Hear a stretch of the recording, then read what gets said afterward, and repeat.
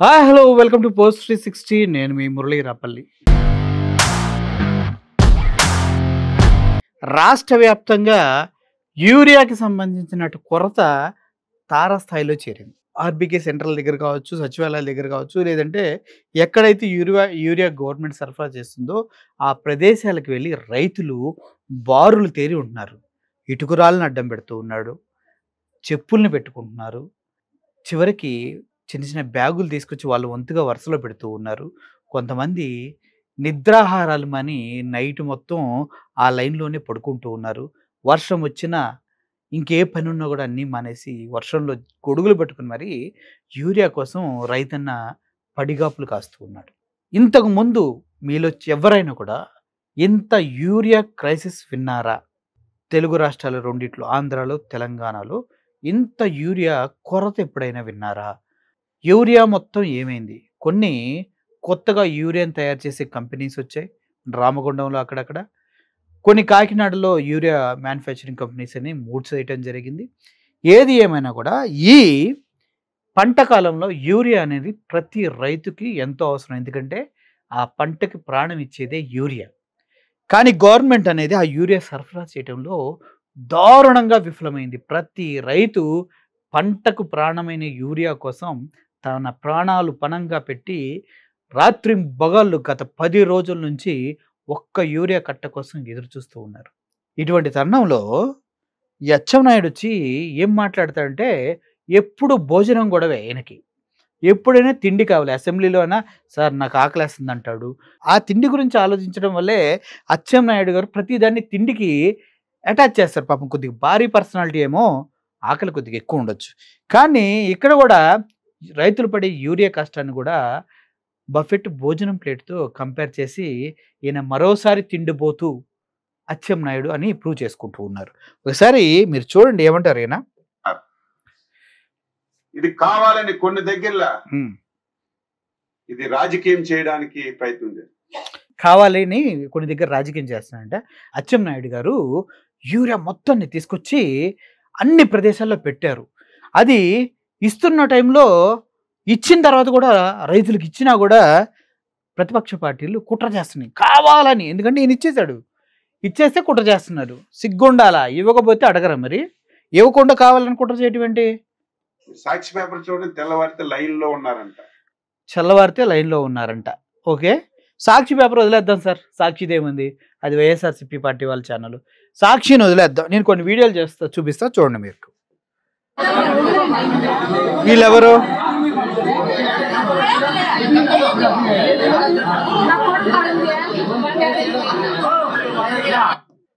ఇది రాజకీయం చేయడానికి వీళ్ళెవరు లైన్లో నుంచున్నవారు? వీళ్ళెవరు సార్? అచ్చెన్నాయుడు గారు వీళ్ళెవరు? రైతులు కాదా? కావాలని సాక్షిలో. ఓకే, వీళ్ళెవరు?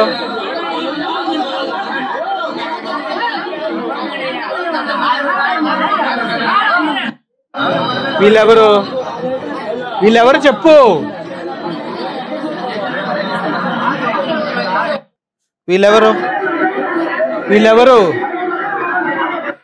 నువ్వు పోలీస్ డిపార్ట్మెంట్ మొత్తాన్ని ఇక్కడ దించి వీళ్ళకి ఇస్తున్నావు కదా. ఎందుకు పోలీస్ డిపార్ట్మెంట్ నువ్వు సవ్యంగా ఇచ్చినప్పుడు? ఎందుకంటే వీళ్ళకి మీరు సరిగా ఇవ్వట్లేదు కాబట్టి, అందరూ ఒక్కసారి మీద పడుతున్నారు కాబట్టి, వాళ్ళని కంట్రోల్ చేయటం మీ పార్టీ వల్ల కాలేదు కాబట్టి పోలీసులను పెట్టుకొని చూడండి. పోలీస్ ఆఫీసర్ కూడా కనిపిస్తున్నారా? Police officer. ఈ పోలీసులు ఇటువంటి వాళ్ళు చాలా మంది ఉన్నారు లైన్ మెయింటైన్ చేయడం కోసం. ఇటువంటి సందర్భంలో ఈయనేం మాట్లాడుతున్నారు? కుట్రపూరితంగా చేస్తున్నారంట. అంటే రైతులు రోడ్డు మీదకి ఎక్కితే అది కుట్రపూరితంగానా? ఆ విషయాలు బయటికి తీసుకొస్తే చంద్రబాబు నాయుడు గారు ఏం చేశారో మాకు తెలియదు. కానీ మీరు మిర్చి రైతులకి మద్దతు ధర అయిపోతే మిర్చి రైతుల దగ్గరికి జగన్మోహన్ రెడ్డి వెళ్ళారు గుంటూరు. ఆ తర్వాత పొగాకు రైతులకి మద్దతు ధర లేదంటే పొగాకు రైతుల దగ్గరికి వెళ్ళారు.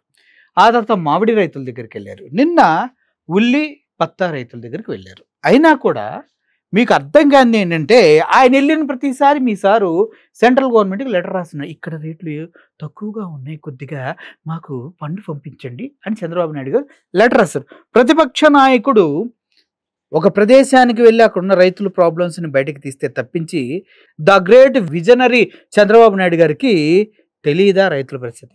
యూరియాని బ్యాకప్ పెట్టుకోవాలని తెలియదా? గత 5 సంవత్సరాల్లో జగన్మోహన్ రెడ్డి గారు ఉన్నప్పుడు ఎప్పుడన్నా యూరియా కొరతగా ఇలా న్యూస్ చేయగలిగిందా? మీకు ఉన్నాయిగా ఛానల్స్, చేయగలిగారా? చేయలేదంటే అప్పుడు లేదని. ఇప్పుడు ఉంది కాబట్టి చేస్తున్నారు. అది అర్థం చేసుకోవాలా. పాపం అచ్చెన్నాయుడు గారు భోజనం గురించి మర్చిపోకండి. భోజనం వస్తది ముందు. బఫెట్ ప్లేట్ వస్తది. వెజ్, నాన్ వెజ్ కలిసి వస్తది చూడండి. తెల్లవారితే లైన్ లో ఉన్నారంట. ఏమండి, హ్మ్. మనం ఒక ఇంటికి భోజనాలకు వెళ్తే భోజనం పెడతా. చెప్పానా వస్తదని? భోజనం ఇంపార్టెంట్ ఇక్కడ. భోజనం అనేది ఇంపార్టెంట్. సార్ మీరు కరెక్ట్ ఉన్నారు సార్. ఆ భోజనం కావాలన్నా రైతులే. ఆ రైతు వండితేనే భోజనం వస్తది. ఆ రైతులనే నువ్వు యూరియా ఎయకుండా నానా ఇబ్బందులు పెట్టి, నానా కష్టాలు పెడుతూ ఉన్నారు. అటువంటి నీకు భోజనం గురించి మాట్లాడే హక్కు ఎవరిచ్చారు అచ్చెన్నాయుడు? నీకు డబ్బు ఉండొచ్చు, ఏమైనా ఉండొచ్చు, పదవి ఉండొచ్చు. కానీ భోజనం రావాలంటే రైతుకి యూరియాని ఇవ్వాలిగా. మరి మనం ఇవ్వట్లేదుగా. మరి భోజనం బఫెట్ గురించి మాట్లాడుతున్నారు. ఎప్పుడు దీని గురించే కాదు సార్, రైతుల గురించి కూడా ఒకసారి ఆలోచించండి.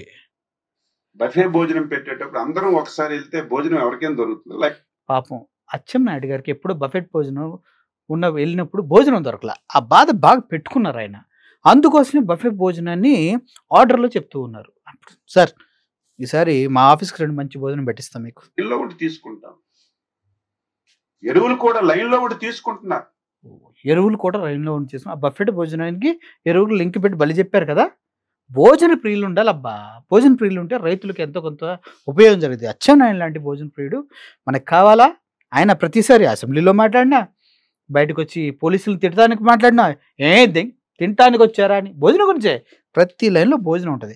కానీ ఆ భోజనం రైతులే ఇస్తారన్న మినిమమ్ సెన్స్ లేకుండా వాళ్ళకి యూరియా ఇవ్వట్లేదు. ఈ యూరియా అనేది ఇంపోర్ట్ చేసుకుంటారు. మన దగ్గర కూడా మ్యానుఫ్యాక్చర్ అవుతుంది.